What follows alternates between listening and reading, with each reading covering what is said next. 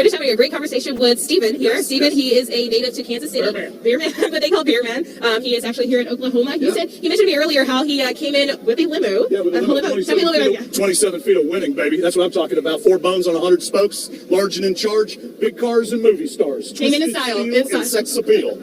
And so, Steven, tell me a little bit about yourself. Tell me, when did you become a Trump supporter, and what drew you to him? And what were you always a conservative, Republican? Tell me. Yeah, I walked away from the Republicans back in 2006. Once we gave them a trifecta from 04 to 06, they spent like drunken sailors, and they became, basically Democrats. So I walked away from them back then. Then they, half the country's wealth was stolen in broad daylight. September of 09, nobody goes to jail except Bernie Madoff, and he was stealing from his own people. Then, of course, they ushered in Obama to normalize Marxism in the United States of America, teeing it up for Hillary to do us in.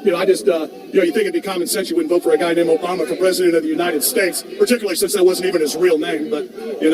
Well, thank you for sharing that. One more question for you too. Where do you stand with all the issues that are taking place in today? I should say more recently with the whole BLM movement, the whole police, anti-police, anti-government, almost basically. Where do you stand with all that? Well, the thing is that if you're going to burn down cities and defund the police, you're no friend of ours. These people are the same people that rigged an election, rigged an investigation, and rigged an impeachment process against the American people, and they lost all three. They voted for a guy named Obama not once but twice, and he stole everything. That's why they were down on Epstein Island raping and eating those babies down there. Just look at the flight logs. They all knew who he was, what he did, where he did it. That's why they got on his plane to fly down there and do it with him. That's what the real problem is. It's pedophilia. And as soon as everybody finds out that all these people are pedophiles, that's when the party really begins. Yes, we got to expose them for who they really are and give people the truth instead of continuing. $5,000 worth of hot dogs. Please explain that to me. It's in their own emails. Well, thank you for sharing that. Thank you for sharing that. I had one question for you. Why do you choose today not to wear a mask? Well, the reason why I don't wear a mask is because it's not easy being a trendsetter. People think it's easy, but it's not. It's a hoax. 99.7% survival rate. Are you kidding me?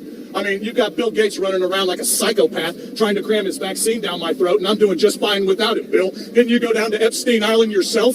Epstein and Weinstein, this doesn't sound like a Presbyterian problem to us. Well, thank you for sharing that. But, of course, that does not go against the basic safety procedures that we should be doing on a daily basis, washing your hands, staying at least as far away as possible. If you had a mask off, I'd make out with you.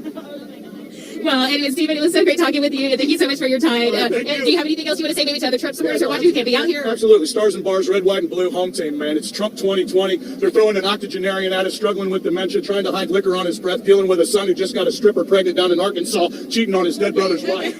Well, Steven, again, thank you. Thank you so much for your time. You have a blessed day.